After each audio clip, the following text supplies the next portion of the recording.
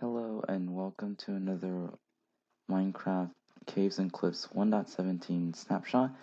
This is Snapshot 21w10a, and there are a bunch of new things, and the most important feature is the Lush Caves. So let's begin. First things first. The infested deep slate, cracked deep slate bricks, and the tile variants have been added. And these two can be obtained by smelting them in a furnace, and that's just as normal. And now they've also added it so that you can smelt cobbled deep slate in order to get deep slate. Now with deep slate, now you can orient it in any direction. So basically the texture on the top can be put on the side if you right click on the block on the side. And now you can put in different orientations to get the different textures, which is really nice. And as you can see, they've all smelted down into their variants. And cobbled deep slate has also been changed. The textures have been slightly varied, as you can see here. And let's put it up here and take a closer look at it. And so the texture has been slightly altered. Okay, they have also added variants of coal, emerald, and copper for the deep slate ores, and these will be used by creators of maps and data packs. Now, okay, if we take a look, they've also altered the texture slightly, and so the texture on the top has been slightly changed, and the cobble now feels a little bit more darker and more textured. Now the texture for iron has changed, and the texture of that diamond ore has been adjusted to fit this. Previously, it was adjusted over by one pixel, and so that has been fixed, and they've also done some minor adjustments to all of the ores. Now, speaking of ores, the ore distribution has also been tweaked. Now, first thing is that there will be more emeralds in mountains, and they will only spawn in mountain biomes. There will also be slightly more lapis, and overall there will be less copper, gold, and redstone. And now diamonds will come in smaller blobs, but will become more frequent to counterbalance for that.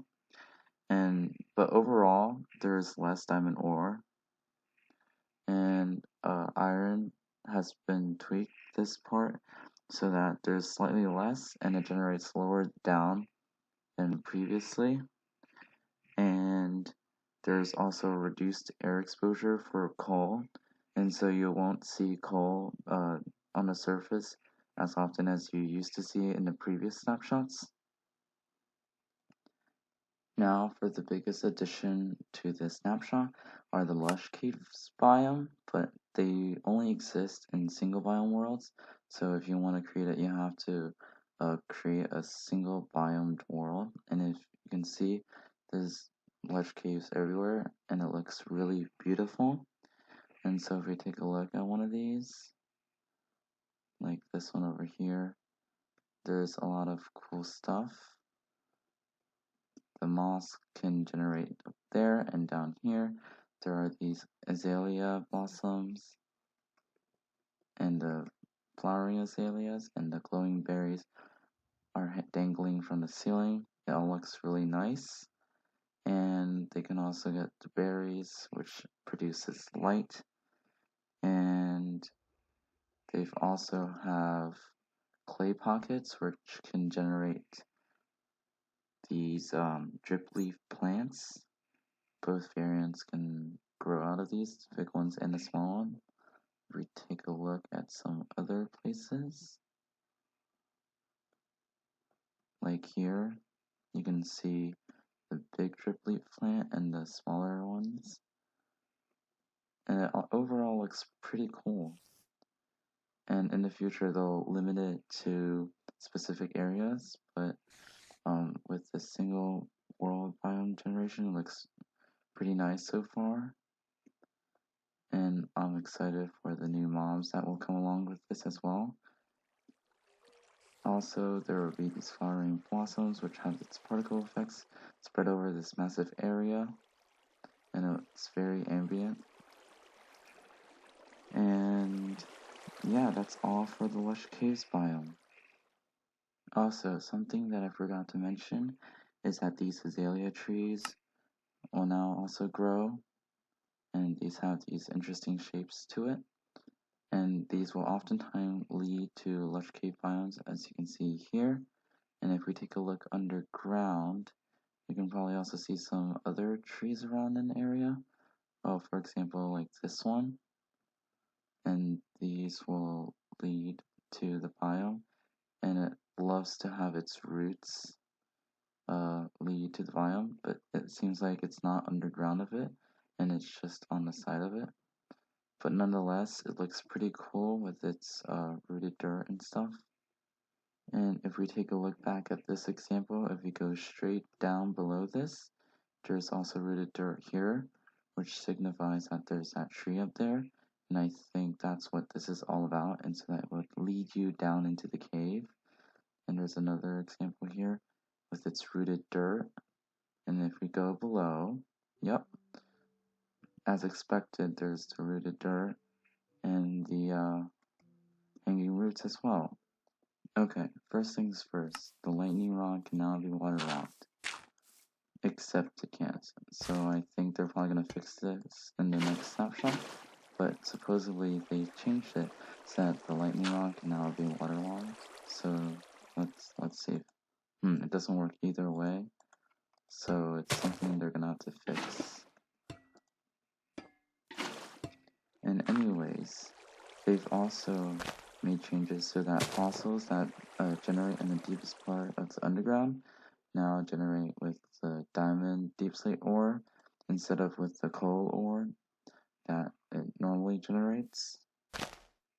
Moving on to technical changes, the game now runs using the Opengl 3.2 core profile, and the maximum sizes that slimes can be summoned is now with 128, and the give command can only give up to 100 stacks of items at a time.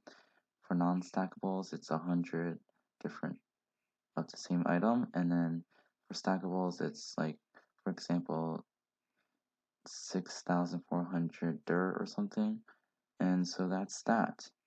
And now with the Opengl, I'm not really sure what it means, but I'm pretty sure it changes how it's like rendering, and so it says on the changelog that all fixed function rendering has now been replaced with shader-based rendering, and I think this means that we could see improved performance in the future, and yeah.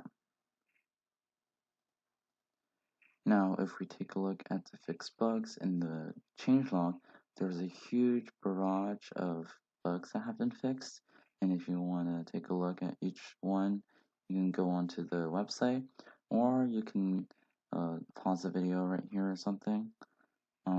I think some of the more important ones are, for example, that there have been changes in like the creative imagery, like the polished deep slate slab is in group with other deep slate slabs, and some other ones like the subtitles refer glow item frame as item frame, or the normal ink sac and glow ink sac are not grouped in the same creative imagery, and some other changes have to deal with generations and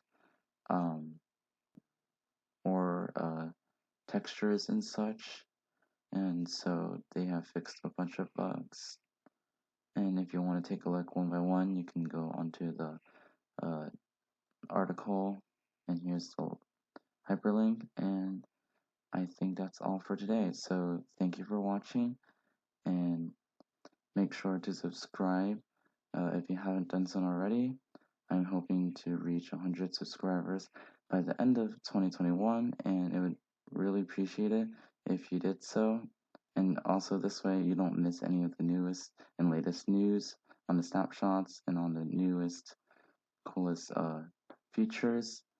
And make sure to leave a like and comment down below how you think of the new snapshots, and see you next time. Stay positive and stay healthy. Goodbye.